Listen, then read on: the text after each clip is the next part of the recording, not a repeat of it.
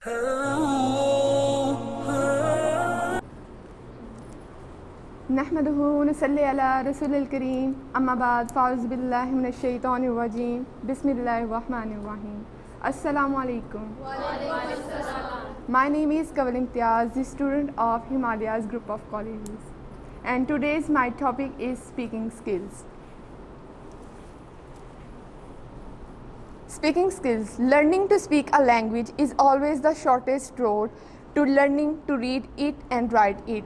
Speaking skill एक ऐसी skill है जो कि बहुत सारे टीचर्स की तरफ से इग्नोर की जाती है।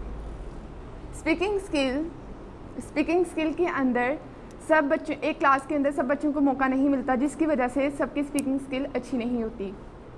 तो स्पीकिंग स्किल को बेहतरीन बनाने के लिए ये बहुत ज़्यादा ज़रूरी है कि हम लोग अपनी डेली रूटीन में बोलने की प्रैक्टिस करें। The next one is confidence. Confidence is your best accessory. अब स्पीकिंग स्किल के बाद कॉन्फिडेंस यहाँ पे क्यों मेंशन किया गया है?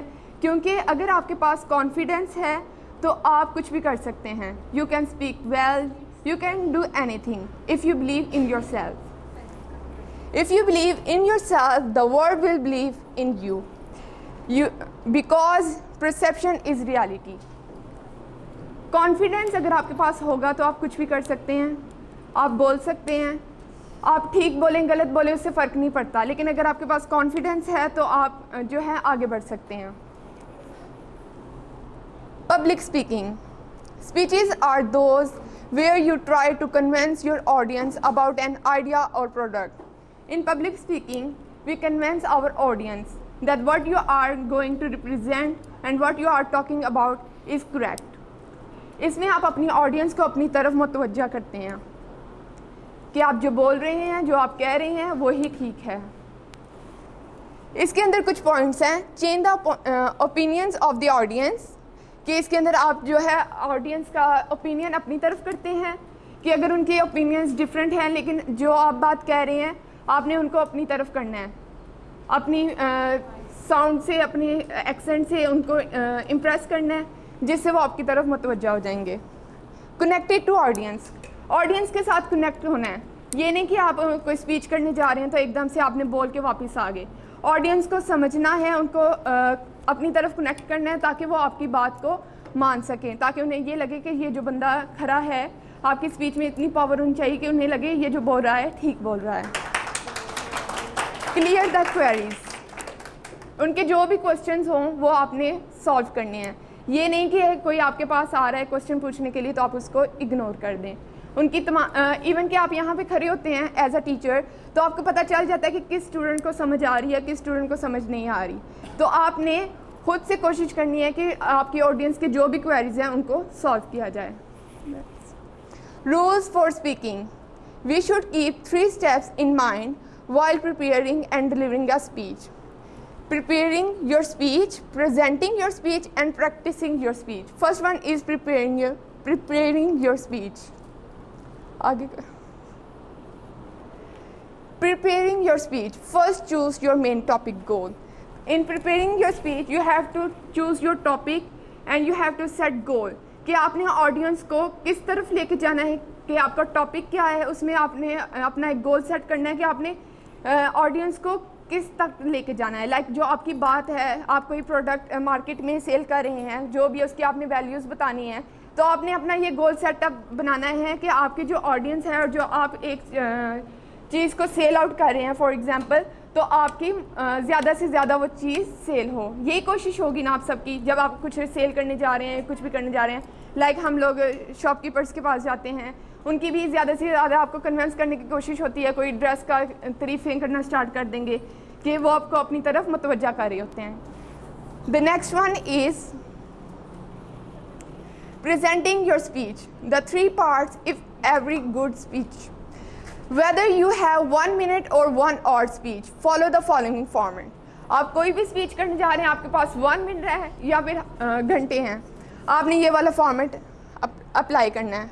Opening, body, conclusion. इन ओपनिंग आपने उनको अपना टॉपिक बताना है और उनको थोड़ा बहुत बताना है कि आप रिप्रेजेंट क्या करने जा रहे हैं। इन बॉडी के अंदर हम मेन आइडिया को रिप्रेजेंट करेंगे कि आपका मेन आइडिया क्या है اور لائک اس کے اندر تھیمز جو اوور آل آپ نے شامل کیے ہوں گے, ہیڈنگس وہ بتائیں گے, اور کنکلوژن میں ساری جو آپ کی اسپیچ ہوگی اس کو سمرائز کر کے آگے بتائیں گے کہ آپ نے اوور آل کیا آپ کا مین آئیڈیا تھا, کیا تھیمز تھے, یہ سب. The next one,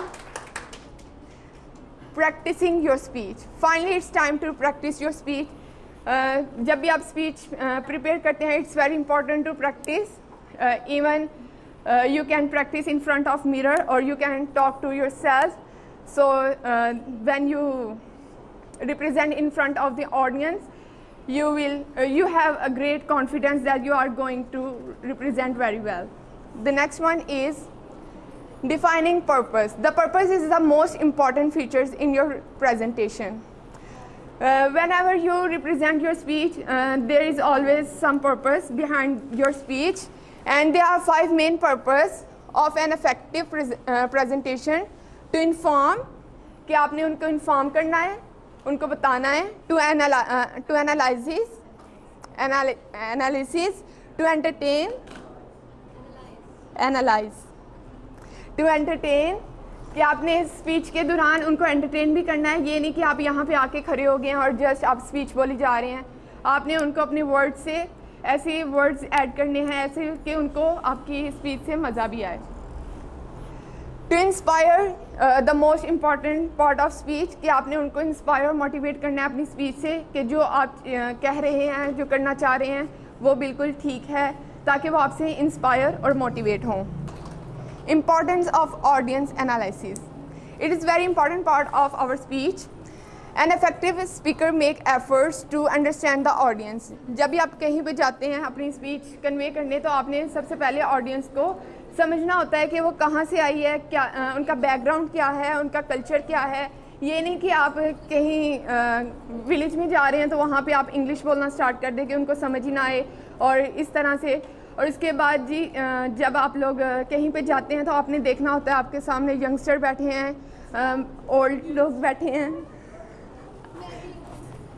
کیونکہ اگر آپ اولڈ کے سامنے ٹین ایجرس کی بات کریں گے تو وہ بور ہو جائیں گے, اور ٹین ایجرس کے سامنے اولڈ کی بات کریں گے تو وہ بور ہو جائیں گے. تو اس لیے آپ نے یہ ساری باتیں دماغ میں رکھنی ہیں. تو یہاں پہ کچھ پوائنٹس ہیں. To know their level, knowledge, background and culture. جیسے کہ میں نے کہا کہ ان کا لیول, نالج, بیک گراؤنڈ اور کلچر کو سمجھنا چاہیے.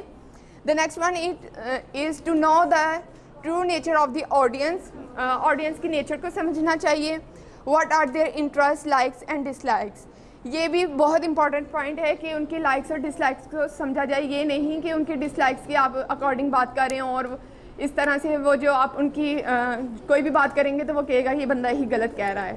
تو آپ نے ان کے لائکس کو دیکھنا ہے اور اس کو مد نظر رکھتے ہوئے اکارڈنگ اس کے بات کریں. Is their attitude hostile or friendly. ان کے ایٹیٹیوڈ کو دیکھنا ہے کہ ان کا ایٹیٹیوڈ کیسا ہے, فرینڈلی ہے یا وہ اسٹریٹ فارورڈ ہے, اس طرح سے.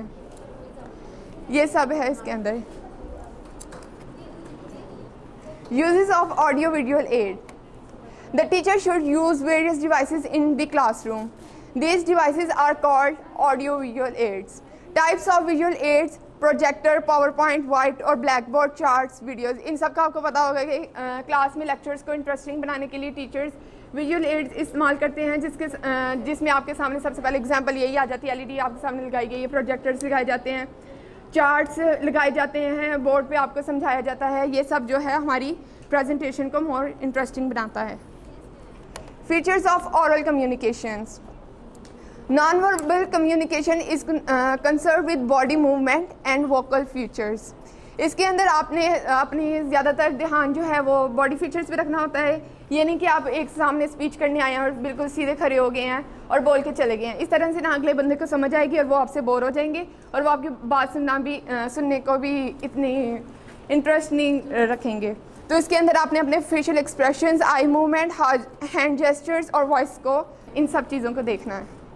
The role of teacher. The role of teacher in teaching English is of great importance. He or she should make to student understand that speaking does not mean uttering words. کہ جو ہے صرف ایک چیز کو سمجھنا ضروری نہیں ہے کہ بچوں کو سمجھ آ گئی, آپ نے ان کو ساتھ پریکٹس کرنی ہوتی ہے. ٹیچرس کا یہ بہت بڑا رول ہوتا ہے. لائک اتنی بڑی کلاس کے اندر بہت سارے اسٹوڈنٹس ہوتے ہیں, سب کو موقع نہیں مل پاتا کہ وہ باہر آ کے بول سکیں. تو یہ اسکول کا ساتھ ساتھ گھر کا بھی ہوتا ہے کہ ہم گھر میں جا کے پریکٹس نہیں کرتے، جس کی وجہ سے ہماری انگلش بہتر نہیں ہو پاتی. تو اس کے لیے یہی ہے، ٹیچرز اور اسٹوڈنٹس سب لوگوں کو پریکٹس کرنی چاہیے. The teacher should encourage his student express them self freely in English.